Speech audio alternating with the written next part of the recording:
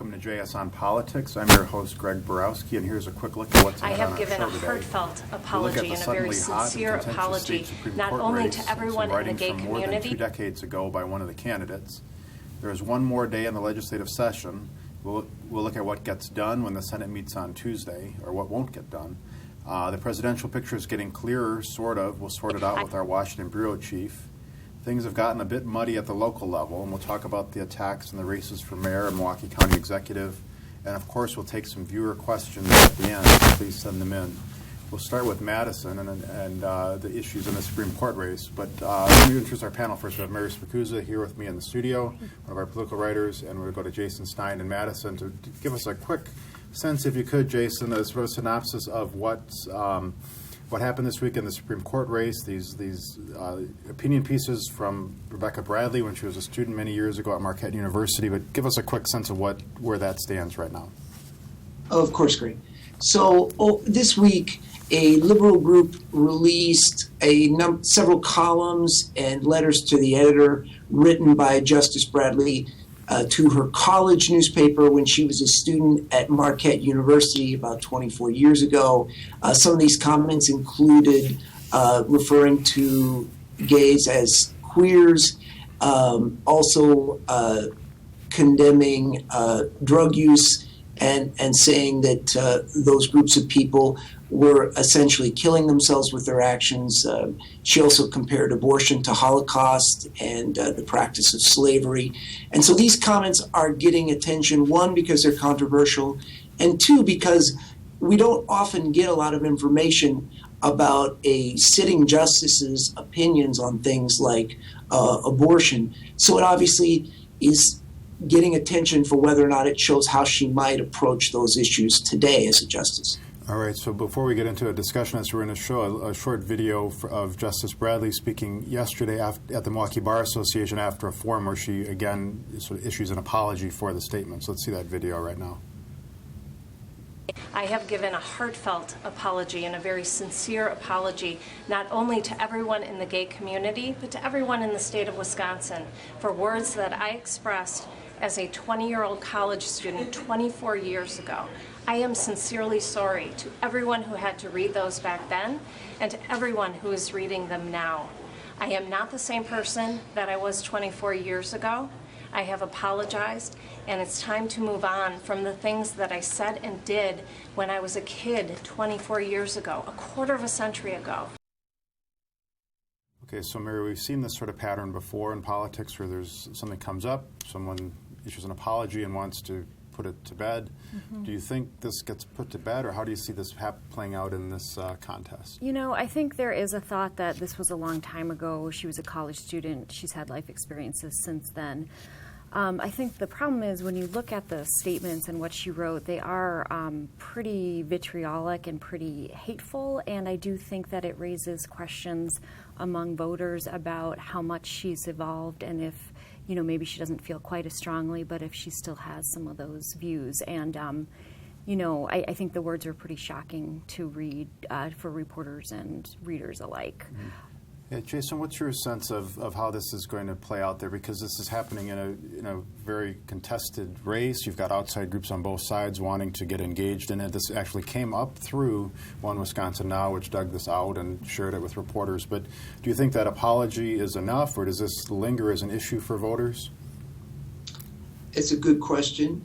A couple of things. One, in a Supreme Court race, it's always very difficult to gauge what voters know. I mean, I think many voters would not know Justice Bradley's name even. I mean, that's pretty common when you're talking about a Supreme Court justice. At the same time, these comments have gotten a lot of attention. There are some other comments that Justice Bradley made later in her career, including one equating post-intercourse contraception as being akin to murder. So, you know, there will certainly be, I think, a lot of scrutiny of these statements going forward, and it'll be up to voters to decide.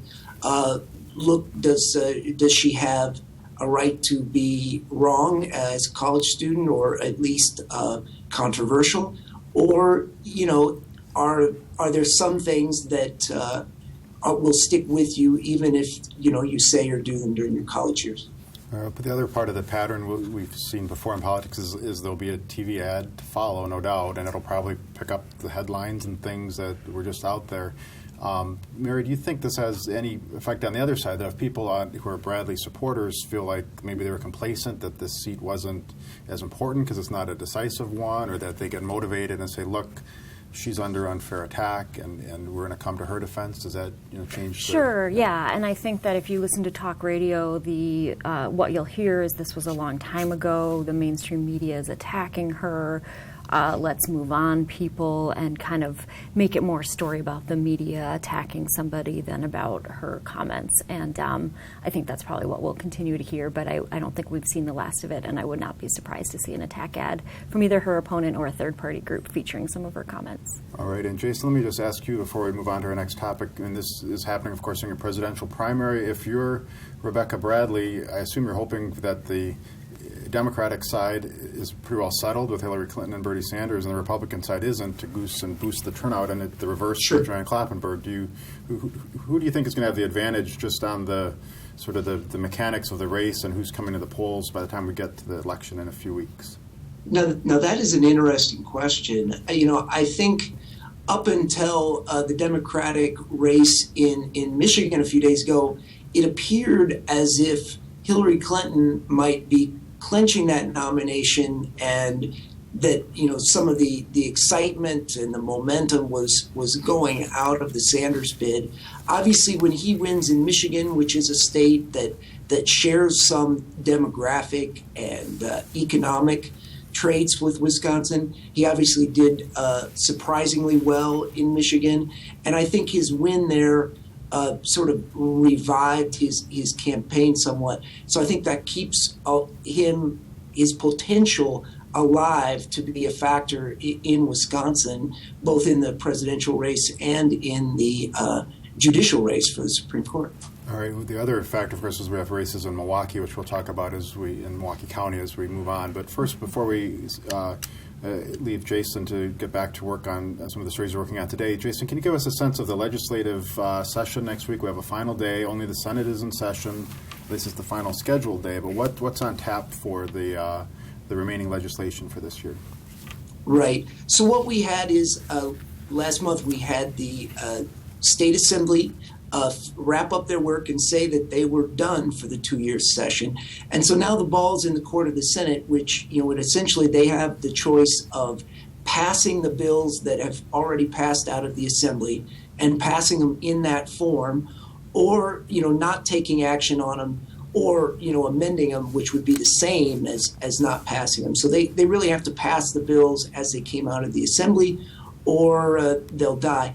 Now, the bills we have include a so-called sanctuary cities bill that would prevent local governments from enacting policies that would keep their police forces from interacting with federal immigration. As well, you have some proposals by Governor Walker to address college debt, and you have some proposals to address Alzheimer's and dementia in Wisconsin. Are there any of those, Jason, that are expected to not get done, or do you think they all will manage to get through? The Sanctuary Cities bill has appeared to be on pretty shaky ground. The Senate Majority Leader has said that he doesn't believe there's momentum or there's support within his caucus, or a strong call within his caucus to pass that bill. We've since seen a couple conservative senators pipe up in favor of it, but right now that bill its chances seem difficult. Even Governor Walker has made some critical remarks.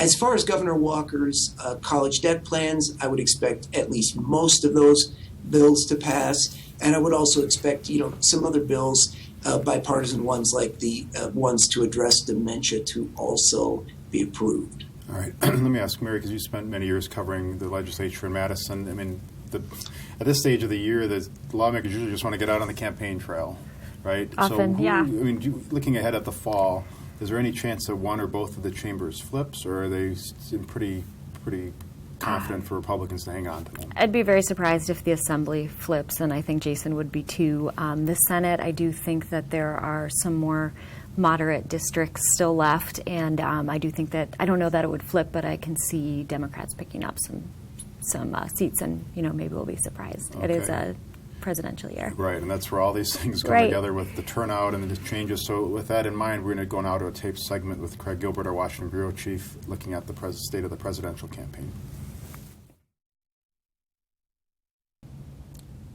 We're joined now by Craig Gilbert, our Washington Bureau Chief, to get a current look at the state of the presidential race. So, Craig, we just had some big primaries the other day in Michigan and Mississippi, and bigger ones coming up in Florida and Ohio.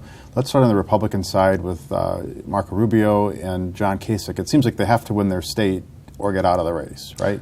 Yeah, I mean, Marco Rubio has won very little in this campaign. He's really struggling in a very big way, and it's both the sort of momentum and psychology of losing his own state that would be devastating, but also just in terms of delegates. I mean, we're entering the phase of the campaign where states can now allocate delegates winner take all, and Florida is a winner take all state. And so for Donald Trump, getting to a majority of delegates during the primaries, it's really, really important for him to start winning winner take all states like Florida and Ohio, but it would be devastating for Marco Rubio to lose in his own state. And John Kasich is in a somewhat similar position in Ohio. He really needs to win Ohio. He hasn't won anything. And just as important for him winning, it's a way of denying Donald Trump the math he needs to get to avoid a contested convention. With Ted Cruz, he's sort of had a little bit of momentum going now, and it seems that the establishment a little bit is coalescing around him a little bit anyways, or at least warming or semi-warming to him. Do you think that, is that happening? Is this, if one of these guys drops out, is it a clearer path for Cruz to? It's maybe a little clearer, but it's still pretty cloudy. I mean, he's consolidating some support. He's clearly the number 2 performer in this race so far. But one of his problems is that the states that have already voted are better for him than the states to come. I mean, he does better in the South. He does better with evangelical voters. A lot of those states have already voted. The northern, midwestern, more secular states that are coming up are tougher for him. All right, let's get the Democratic side, where we had a very narrow win for Bernie Sanders in Michigan, an unexpected narrow win the other day. What was your take on the Michigan results that came through? Well, Bernie Sanders, it was a decent state for him on paper, but he kind of overperformed. He did better with a lot of different kinds of voters. He didn't lose black voters by the margins. He was losing black voters in the South. He did better with blue-collar white voters. He just performed, it kind of exceeded expectations in a lot of different ways. And so the question is, if he can replicate that pattern in some of these other big Midwestern battlegrounds that are coming up, like Ohio and Illinois on Tuesday, like Wisconsin, which could be his best state on the horizon on April 5th, that's obviously progress for him. His problem is that it's going to be extremely difficult under almost any scenario to catch Hillary Clinton when it comes to delegates. Yeah, let's do a little comparison, because on both sides you've got a front runner and a large group or substantial group that isn't, they're not necessarily well liked by a chunk of their party. Right. So given, the Democrats, they have superdelegates, but proportional, the Republicans are moving to the winner-take-all stage. Just given the mechanics of it, who is easier to stop, do you think, if you're anti-Hillary? I think it's easier to stop Trump, just because of all the wild card volatility associated with Trump, and also in Hillary Clinton's case, she's helped by 2 things. She's helped by superdelegates, which is this kind of large fraction of delegates who are prominent in the party, and they aren't bound by how their states vote, and they overwhelmingly support Hillary at this point. And also, the Democratic allocation of delegates is proportional throughout the process. So it's harder to build up a lead, but once you've built up a lead, it's very hard for someone to erase that lead, because they can't do it in big chunks, and that's not true on the Republican side. All right, let's finally look at the Wisconsin primary, which is getting ever closer, just a few more weeks away. What can we expect, aside from a lot of visits by the candidates? We can't expect to be on the national stage. It's the only major primary occurring in the middle of roughly a 4-week period. And it's also a state with a lot of history. It's a state where the front runners have real challenges, and so it makes it attractive for the people trying to catch them. I mean, Donald Trump, in some ways, the state is good for him demographically, a lot of blue-collar white voters, but he hasn't been polling well polling well in Wisconsin for a variety of reasons. And Hillary Clinton is vulnerable here, and Bernie Sanders is neck and neck with her in the polls. And if I were Bernie Sanders, I would look at the calendar and I would circle Wisconsin as perhaps my most promising state in the next 4 weeks. All right, well, thanks for the update, Craig. We'll have much more to come in the coming weeks as this election gets even closer here in Wisconsin. So thank you. Looking forward to it. All right, we're back live, and if the conversation was about Donald Trump, that must mean we're talking about the Milwaukee mayor's race. So let's go to Mary in just a moment. We've got Dan Bice, who's joined us, our Watchdog columnist. Mary Spacuzzi, who's been following the mayor's race. Tell us about these ads that have been going back and forth where Tom Barrett is saying, Bob Donovan, he's a Republican, he's sort of unstable or irrational like Trump and so forth. Where's that all coming from? So it started out with Mayor Barrett being attacked by some third-party groups, blaming him for crime, for carjackings, saying that he thinks the city's problems can be solved with a streetcar. So he today said that the reason he decided to go negative is that if you punch him in the nose, he'll punch you right back. So he decided, his campaign issued some ads targeting Donovan, saying that he is Scott Walker, or has Scott Walker's ideas and Donald Trump's temperament. He basically today, during an edit board meeting, said that he doesn't think Bob Donovan has the temperament to be mayor, and had some examples of why he thinks so. So it is surprising because everyone thinks of Tom Barrett, nice guy, and his attack ads are not as nice. Yeah, well, one of the interesting things to me is, they're running, at least I heard them on WISN radio, which isn't probably his voters that he's going for. So he's kind of hitting Donovan going for his strength, presumably, and hitting him on it, that he's too conservative and unstable. It's also a little bit interesting because you would think that this race would be on a referendum on Barrett, who's been in office for 12 years, not Donovan, who's not been mayor. But I think it's because the first attack radio ad occurred against Barrett that he felt the need to respond on radio as well. So, yeah, is it that simple, though, or are there any suggesting there's internal numbers thinking that this race is closer than people might imagine? I mean, usually, the incumbent, you want to start positive for a while before you go. He finished first with 13 percentage points, but obviously didn't get over 50%. More than half the people went to the polls voted against him, not for him. It's a little odd to me that they've made this a radio war instead of a TV battle. I mean, there are no TV ads in this, and contrast that with the county execs race, which we'll talk about in just a minute. But I'm guessing, from all that I hear, the Barrett team is still pretty comfortable with where they are. I think the idea is that that it levels everything out and that it doesn't have a major impact on the race. It's also interesting, both sides are using people with various different voices in these things to make their points as to one way or the other. So, yeah, but it's right now it's a radio war between the two sides. Yeah. And I think Barrett's strategy is looking at, his numbers might not be where he wants them to be, but Scott Walker's are certainly worse, especially in the city of Milwaukee, Milwaukee County. And so tie your opponent to Scott Walker and think of all the people in Milwaukee County who love Scott Walker.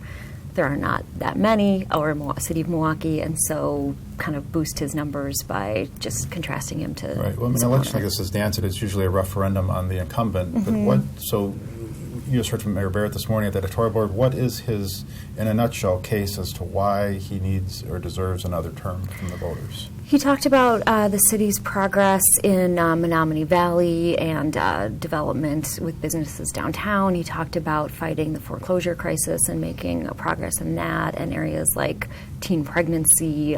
He's more recently been touting successes with the residence preference program of getting especially African Americans in the city jobs. So I think that he is saying, I know that we have work to do, but that I'm heading in the right direction. It's not a scintillating message that he sends. Libraries, yeah. I mean, it's a lot of nuts and bolts sort of things, and it's not like we've got this grand plan, but that's not who he is. He's more of a technocrat, and as I discussed with him in the interview for JS on Politics, he's very defensively minded. He's trying to avoid making mistakes, and so he spends a lot of time with that posture, and he obviously has some problems with the crime issue. There is a reason that 54% of the people went to the polls and didn't vote for him, and I think the perceptions about crime are out there, and that's what Donovan's trying to hit him on. All right, let's talk about the county executives race, which has been on TV, at least from the Able one side, side, and right. also has that sort of Scott Walker feel where both are comparing the other to Scott Walker and mailers and ads and It's things. a bizarre thing that you have two Milwaukee Democrats, and certainly Chris Larson's no moderate, and Chris Abely's fashioned himself as a moderate, but they're both trying to tag the other one by saying this person is more like Scott Walker. The problem is, you have Chris Abely, who gave lots of money to Tom Barrett running against running against Scott Walker, and on the other hand, you have Chris Larson, who ran off to Illinois to oppose Act 10. Both of them could say we're not close to Scott Walker, but that seems to be what the game is to get the other one tagged with that label. Yeah, do you think voters, will decipher it the same way we just did, or are they just going, well, yeah, Larson, Scott Walker, I don't like him, or Abely, Scott Walker, I don't like him, or how sophisticated are they on some of these arcane kind of bills and measures and connections? I think it depends on how closely they follow things, and I'm sure that there are people who have an axe to grind with Chris Abely, especially teachers or people in public schools or bus drivers, and I bet they're going to turn out and vote for Chris Larson. But I do think that there are some voters who just kind of don't pay that close of attention and go to the polls and are trying to figure out, do I want to vote for the guy who's like Scott Walker? And so it just might depend on how many ads they've seen, and they've probably seen a lot of Chris Abely ads by now. A lot of them. I mean, we've got Will we complaints see from any parents. Larson ads? Has he got enough money to? It doesn't put on the air? appear it doesn't appear that he has right now, but. Yeah, I mean, we've heard from parents who are upset that Chris Abely ads are turned up on their kids' YouTube channels and other things. So, but For like preschool, though, right? yeah, right. So they are pretty much everywhere. It's going to have the toddler road. Yeah. And let's talk just real briefly on this same sort of question we asked Jason earlier on the presidential turnout and things. So Barrett and probably Larson especially are really hoping for a strong Democratic presidential It benefits right? them. Yeah, It benefits sure. them as long as it's not resolved. Right. I mean, Abely probably needs a little more, suburbs. It's hard. It's harder to tell. I mean, he won all but 2 of the suburbs. So I mean, he did well there. He lost the city by 9 points. And your point about this effectiveness of this strategy has to do with polling indicates about 50% of the people in Milwaukee County don't have an opinion about Chris Larson. So you might be able to associate that with him. But on the other hand, Chris Abely, and that's the problem with the presidential race, is he doesn't have really a natural base. There isn't a base for fiscal conservatives who are social liberals. So I'm assuming, and he indicated to us on JS on Politics that he's leaning in favor of endorsing Hillary Clinton. There was talk that Chris Larson was going to endorse Bernie Sanders, but neither of them have endorsed either at this point. But you're right. You would think that there's a natural affinity between the Sanders people and the Larson people. All right, let's turn to our some of the viewer questions we had, and one of them actually relates to an endorsement, because Obama this week endorsed Tom Barrett. So the Great. question from Jefferson was, Obama endorsed Tom Barrett this week. Since when does the president get involved in local races? Well, I think that, Barrett and Obama have they've known each other for a long time. Barrett has been a longtime supporter of Obama. Obama's made numerous trips to Milwaukee, not so much during the recall, but before and after. And so it's interesting to see the president weighing in on a mayor's race, but given their longtime relationship, it's not super shocking. Yeah, and there was even talk that the president nudged him to run in the recall, even though the president kept his distance once it started. So yeah, I mean, Well, I mean, I assume that could help Barrett too, because you have Joe Davis in the primary. Presumably the African American vote Right. isn't going to gravitate naturally toward Bob Donovan. So No. but Obama's very popular there. So yeah, and I don't think that Bob Donovan's going to get an equal endorsement from anybody on the Republican side. He doesn't want that, I assume, at this point. No, don't endorse me, really. the next question is. Thank you, Governor, but stay in Madison. This is from the viewers No Trump, who says, if Walker is going to endorse, he has to do it soon, right? Otherwise, it will be meaningless, and we'll wind up with Wisconsin voting for Trump. So do you think Walker endorses? He said he's not going to before the election, before the Yeah, primary. so other governors will come out at the very last minute and. But try to right measure now one way he's or one the of the least popular governors in America, and Craig Gilbert wrote that earlier. I'm not sure that that any one of these candidates really want his endorsement right now. And you can see this by the fact that his appointee, Rebecca Bradley's running. How often do you see Scott Walker in any of her material or in her campaign ads? You just don't at this point. All right, and our last question, this is from, it's a long name. It's John, parentheses, who hasn't been downtown in 15 years. I don't know if he answers to that when you talk to him or not. But his question is... Come visit us. John, yeah, it's kind of long. It's hard to sign a check that way. Right. But it says, his question, which was delivered in all caps, so he's very serious about it, is why are we paying all this money for a streetcar downtown when the money could be used for other things in Milwaukee? The maintenance feature could be used for so much more. How foolish. So... let's first, the money couldn't be used for everything else because it's specific to transportation and the streetcar. A lot of it is federal. But where does the streetcar become an issue? I mean, Donovan's made it an issue. Mm-hmm. Donovan's trying to make it an issue, and there is a Tech poll ads. there's a poll that indicates that less than 50% of Milwaukee voters support it. But in my conversation today with the mayor, he's going to push forward with it. And I tried to ask if this could eventually become a $1 billion streetcar, and he said it could. Because he can see expand it. He wants to expand it and expand it and expand it. And so there is no limit on how much he sees being poured into the project. Yeah, what's your sense among, is there an appetite among aldermen to expand a project like that if it's going to be beyond, grant money, or among voters? Or how do you see that playing out? I think that in some districts it's obviously really popular. There are people, I think, in the 3rd Ward, on the east side near the lake. And then I do think there are people who are hoping it'll go to the airport or Miller Park or other areas. I don't think that they want to be campaigning on your tax dollars could flood into this project. I think right now they're pretty comfortable saying it's largely federal money. But, I think after this election we'll hear more about people's long-term visions for it. And I think it seems to be outraging people who haven't been in the downtown in 15 years. Like John. People like John. In Elm Grove, the project is not popular. 3rd Ward, much more popular. All right, well, we'll leave that discussion there for today with a note that next week's show will focus primarily on the mayor's race. So please tune in next week at the normal time to hear from Tom Barrett, and we'll have some tape and interviews, hopefully with Bob Donovan. Thank you.